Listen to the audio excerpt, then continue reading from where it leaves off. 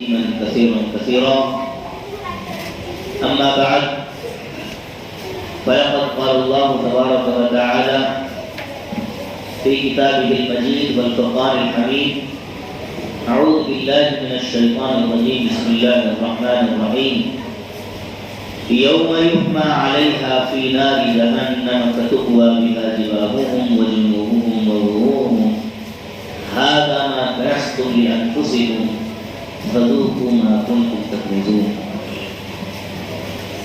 وقال عليه الصلاة والسلام اللهم أعطي منفقا خلفا وأعطي ممسكا تلفا. آج رمضان مبارک کی 8 تاریخ ہے. پہلا عشرہ جس کو رحمت کا عشرہ کہا جاتا ہے وہ ابھی چل رہا ہے. 2 دن کے بعد یہ عشرہ مکمل ہو جائے گا, پھر مغفرت کا عشرہ شروع ہوگا. عشرہ کہتے ہیں 10 دن کو. رمضان المبارک کے اندر 3 عشرے آتے ہیں. اولہ رحمت وأوسطه مغفرة وآخره عتق من النار. پہلا عشرہ رحمت کا ہے, دوسرا مغفرت کا ہے, اور تیسرا عشرہ ہے جہنم سے چھٹکارے کا. مناسب معلوم ہوتا ہے کہ اس موقع پر زکوٰۃ جو کہ اسلامی ارکان میں سے ہے اور اسلام کی بنیادوں میں سے ہے, اس سلسلے میں چند باتیں پیش کی جائیں. اس طریقے سے اللہ نے ہم پر نماز کو فرض کیا ہے بدنی عبادت کی حیثیت سے, اللہ نے مالی عبادت کی حیثیت سے ہم پر زکوٰۃ کو بھی فرض کیا ہے. اور میں نے صبح بھی فجر میں جو حدیث پڑھ کر سنائی اس کا خلاصہ بھی یہی ہے کہ ہمارے پاس جو کچھ ہے وہ سب اللہ کا دیا ہوا ہے. للہ ما فی السماوات و ما فی الارض, زمین و آسمان میں جو کچھ ہے اسی کا ہے. اصل مالک حقیقی تو وہی ہے. اللہ تبارک و تعالی اگر ہم سے یوں کہتے کہ آپ کو 57.5% ادا کرنا ہے, 2.5% رکھنا ہے, تب بھی اس کی طرف سے ظلم نہ تھا, کیونکہ سب کچھ ہے ہی اسی کا. لیکن وہ رحیم ہے, وہ کریم ہے, وہ انسان کی ضرورتوں سے واقف ہے. اس نے کہا کہ 2.5% دو, 57.5% جو ہے استعمال کرو. اس کو ایک مثال سمجھو. ہم دنیا میں کوئی تربوز خریدتے ہیں یا اور اس طرح کی جو چیزیں ہوتی ہیں جن میں ویسٹ نکلتا ہے. اب ہم نے خریدا ہے 5 کلو تربوز. جب اس کو کاٹتے ہیں اس کا چھلکا بھی ہوتا ہے. 5 کلو میں کم از کم 1 کلو چھلکا یا آدھا کلو تو کم از کم چھلکا ویسٹ چلا جاتا ہے. کیا ہمیں تکلیف ہوتی ہے اس بات سے؟ نہیں ہوتی, بلکہ ہم اس کو یہ سمجھتے ہیں کہ یہ تو اس کا چھلکا ہی ہے, حالانکہ ہم نے وہ پیسے دے کر کے ہی خریدا ہے. لہذا یہ زکوٰۃ جو مال کا ایک میل ہے اس انسان کے لیے, مال کا میل ہے اس انسان کے لیے جس کے پاس وہ مال ہے. اب اس کو چاہیے کہ وہ زکوٰۃ جب ادا کرتا ہے تو پھر اس میں کیوں وہ بوجھ سمجھ رہا ہے. اللہ تبارک و تعالیٰ کی طرف سے حکم ہے. حالانکہ دیکھیے وہ سارا تربوز بھی پیسے دے کر خریدا ہے, لیکن چھلکا پھینکتے ہوئے ہمیں تکلیف نہیں ہوتی, لیکن افسوس یہ ہے کہ زکوٰۃ ادا کرتے ہوئے ہمیں تکلیف محسوس ہوتی ہے. قرآن کریم میں اس میں بہت ساری وعیدیں ہیں زکوٰۃ ادا نہ کرنے پر. اور ایک بات یہ سمجھیں کہ ہم بزنس کرتے ہیں, تجارت کرتے ہیں, ہم ملازمت کرتے ہیں, ہم کھیتی باڑی کرتے ہیں, یہ تو دیکھو کہ ان سب کو انجام تک پہنچانے والی ذات کون ہے. کیا ہم یہ سمجھتے ہیں کہ ہم نے دکان کھول دی, بزنس کھول دیا, اب اس کے بعد جو ہے لوگ آ رہے ہیں, مطلب بس یہی میں سب کچھ کر رہا ہوں؟ ہرگز نہیں. آپ دکان کھول کر بیٹھو, کتنے لوگ ایسے دیکھے ہیں انہوں نے سارے تعویذ لٹکا لیے اور اس کے بعد بھی ان کی دکان نہ چل سکی. ان کی دکان نہ چل سکی. گاہک کون بھیج رہا ہے؟ اللہ تبارک و تعالی گاہک بھیجتے ہیں، کسٹمر بھیجتے ہیں. یہ اللہ کا بنایا ہوا حکیمانہ نظام ہے. اس نے کسی کے ذہن میں یہ بات ڈالی، جاؤ تم یہ دکان کھولو، تم کپڑا فروخت کرو، تم گوشت بیچو، تم جو ہے پرچون کا سامان بیچو، اور کسی کے دل میں کہا جاؤ تم ان سے جا کر کے خریدو. اللہ تبارک و تعالیٰ نے دنیا کا یہ نظام ایسا نظام بنایا ہے کہ ایک دوسرے کے ذریعے اللہ تعالیٰ ایک دوسرے کی ضرورتوں کو پورا فرماتے ہیں. حضرت مولانا مفتی تقی عثمانی صاحب دامت برکاتہم، یہ شیخ الاسلام ہے، بہت بڑے عالم ہیں. اصل تو ہندوستان کے ہی ہیں لیکن اس وقت پڑوس ملک میں رہتے ہیں. پوری دنیا کے اندر لوگ حضرت کو جانتے ہیں. ان کے ایک بڑے بھائی تھے ذکی کیفی رحمۃ اللہ علیہ. حضرت فرماتے ہیں کہ ایک مرتبہ ان کی جو ہے کراچی میں ایک دکان ہے، آج بھی موجود ہے، وہ ادارہ اسلامیات کے نام سے، یعنی جو دینی کتابوں کا کتب خانہ ہوتا ہے جہاں دینی کتابیں بکتی ہیں، وہ ان کا کام تھا. ایک دفعہ شہر کے اندر سخت موسلادھار بارش ہو رہی تھی. اب سڑکوں پر بھی پانی بھرا ہوا ہے، زبردست بارش ہے. ان کے ذہن میں یہ بات آئی کہ ایسے وقت میں کون کتابیں خریدنے آئے گا، جبکہ اسلامیات کو تو ایک فالتو من سمجھا جاتا ہے.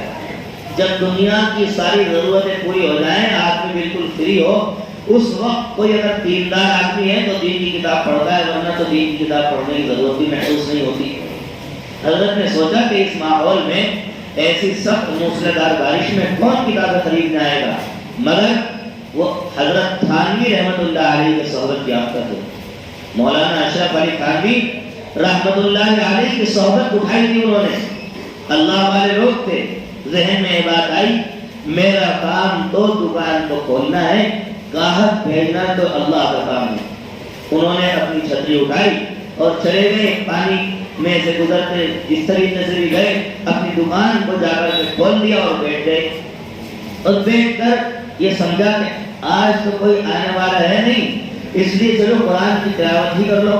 وہ کہتے ہیں کہ ابھی قرآن کی تلاوت کرتے ہوئے ذرا سا وقت گزرا کہ میں دیکھ رہا ہوں لوگ جو ہے برساتیاں ڈال کر اور چھتری وغیرہ اوڑھ کر کے آ رہے ہیں اور کتابیں خرید رہے ہیں. سخت موسلادھار بارش.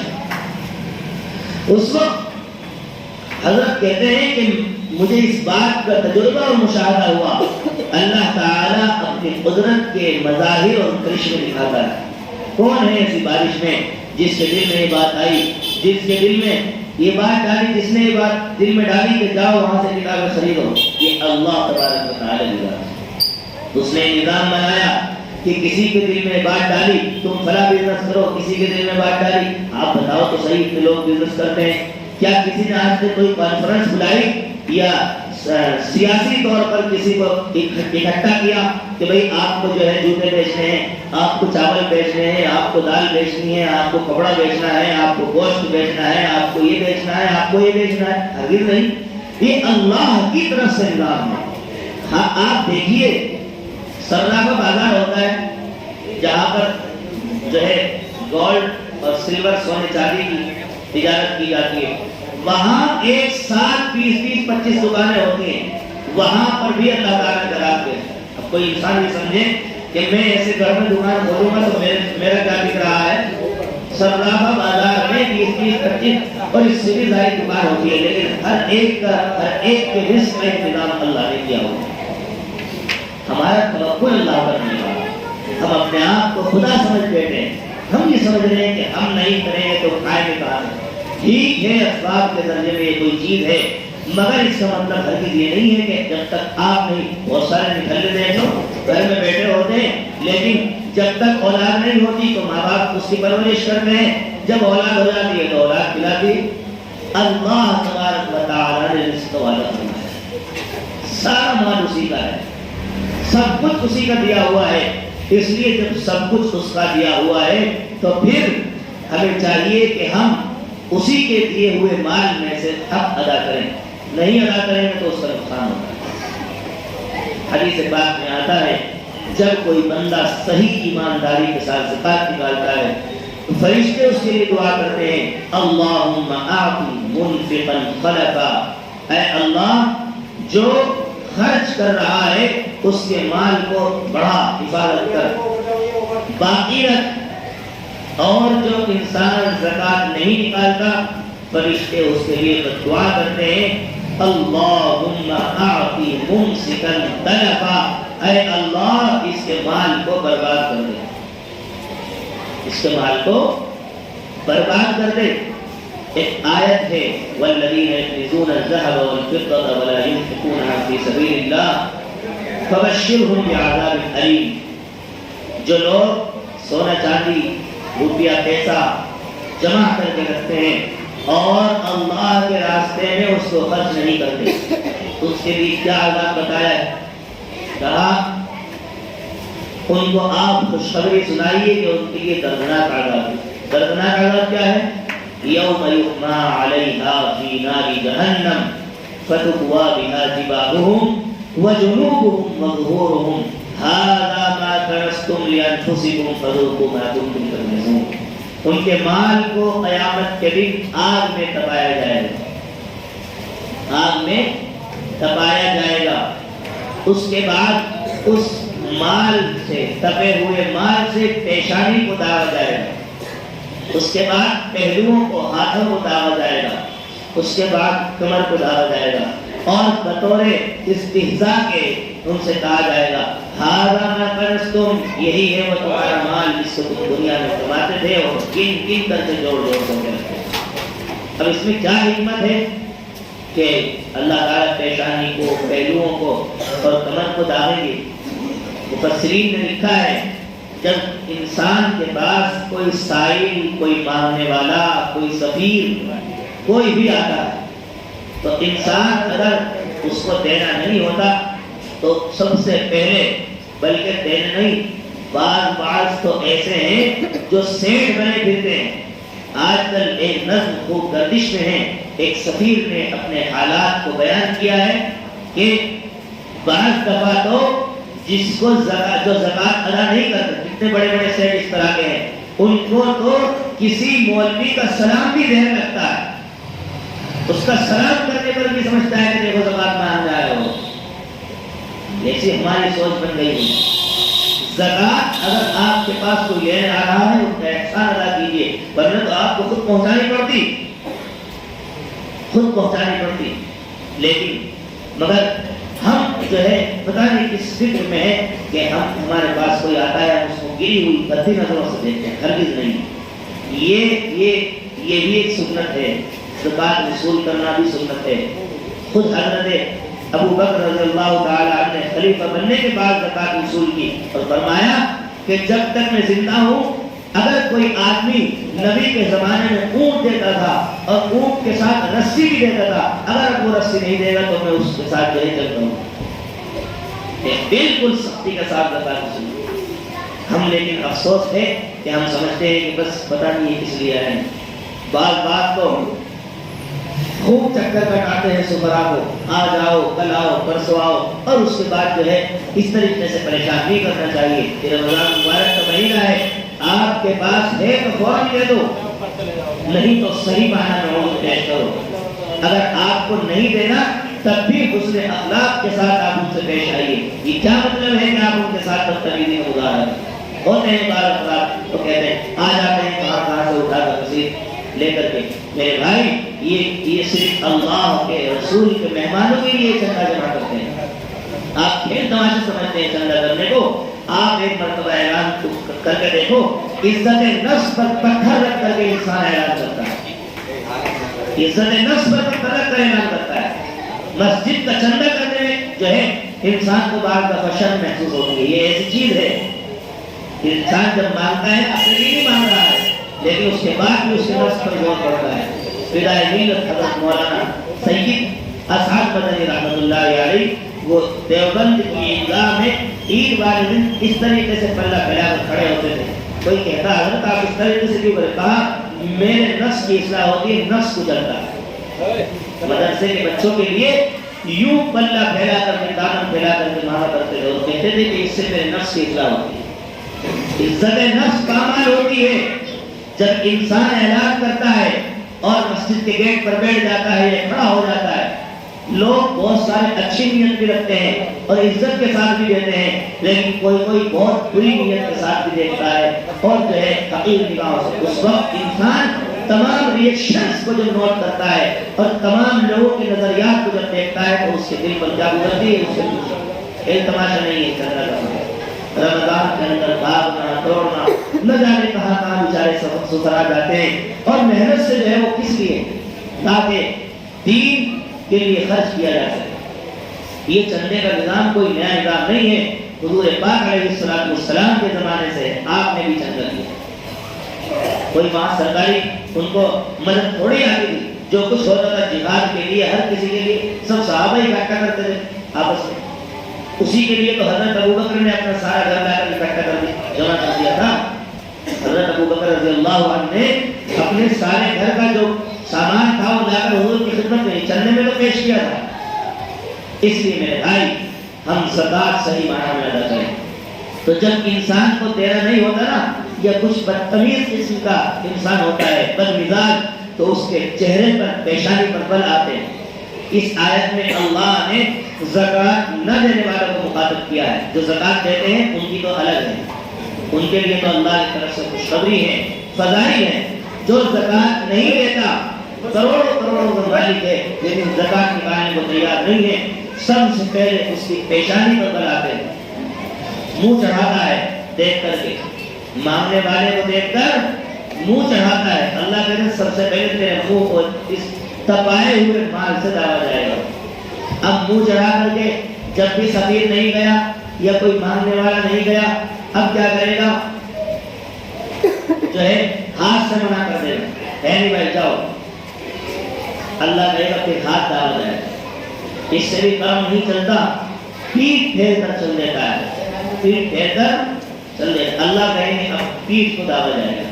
یہ ہے تین پہلوؤں کو دعونے کی حکمت جو مفسرین نے بیان کرتا ہے. اس لیے میرے بھائی آپ کے پاس ہے تو دے دو, نہیں ہے تو اس سے معاوضت کر لو. بھائی اس وقت میرے پاس نہیں ہے, میرے بھائی آپ اس سے بدتمیز پیش آئیں گے, یہ حقوق العباد کی قسم سے اللہ تعالیٰ اس کی بھی سزا دے گے, اور قیامت میں جب تک وہ معاف نہیں کرتا تو آپ کو بھی اللہ معاف نہیں کرتا. اسی طریقے سے آج تک جتنے لوگوں نے بھی زکات نکالی ہے, یہ بات نبی پاک علیہ السلام کا فرمان ہے, ما نقص صدقۃ من مال, آج تک صدقے سے مال میں کمی نہیں آئی. صدقے سے آج تک مال میں کمی نہیں آئی, بلکہ ایسا دیکھنے میں آتا ہے ادھر بندہ زکات نکالتا ہے, اللہ تعالیٰ اس کی آمدنی کے ذریعوں کو اور زیادہ کروا دیتے ہیں, اور زیادہ کروا دیتے ہیں. مسئلہ سارا یقین کا ہے, سارا مسئلہ یقین کی مایا کا ہے. ہم یہ سمجھ رہے ہیں کہ ہم نے 100 روپے میں سے 2.5 روپے دے دیے تو 97.5 رہ گئے, 2.5 روپے کم ہو گئے, جبکہ اللہ کہتا ہے کہ یہ بڑھ گئے. لیکن یہ بڑی ہوئی چیز اس کو نظر آتی ہے جس کے پاس دل کی آنکھ ہوتی ہے. ان ظاہری آنکھوں سے وہ پیسے بڑے ہوئے نہیں نظر آ سکتے, ان ظاہری آنکھوں سے وہ بڑے ہوئے پیسے نظر نہیں آئیں گے. اس کے لیے دل کی آنکھ کا ہونا ضروری ہے, اللہ پر یقین کا ہونا ضروری ہے. میں تو کہتا ہوں مثال کے طور پر کوئی انسان کہہ دے, کسی سے کہہ دے کہ تمہارا دشمن گلی میں کھڑا ہوا ہے, دیکھ کر گزرنا, بہت احتیاط سے گزرے گا. جبکہ ایک انجان آدمی نے بات کہہ دی, اللہ تعالیٰ ہم سے نہ جانے کس طرح کی بات کہہ رہا ہے, مگر ہمیں رب العزت کی بات پر یقین ہے. سارا مسئلہ یقین کا ہے. جس دن یقین پیدا ہو جائے گا, نماز پڑھنے میں آسانی ہوگی, زکات دینے میں آسانی ہوگی, حج کرنے میں آسانی ہوگی, ساری چیزوں میں آسانی ہوگی. دین پر عمل کرنا بہت آسان ہو جائے گا.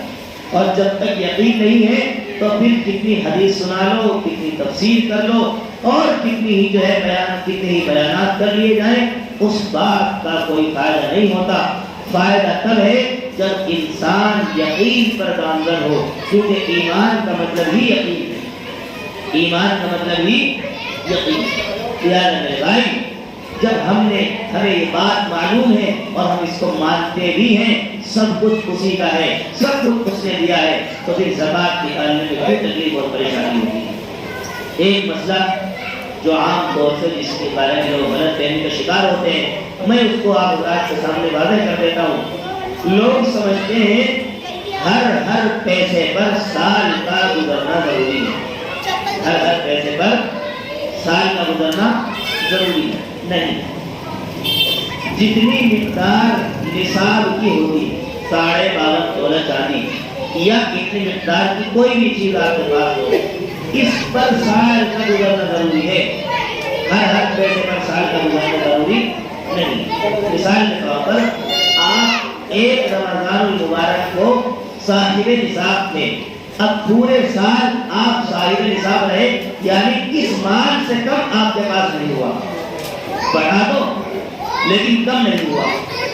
جب کم ہوا تو پھر یہ آپ سمجھے جائے گے کہ آپ صاحب نصاب نہیں ہیں، لیکن اگر پورے سال آپ کے پاس نصاب کی مقدار مال موجود رہا تو آپ پر زکات ہوگی۔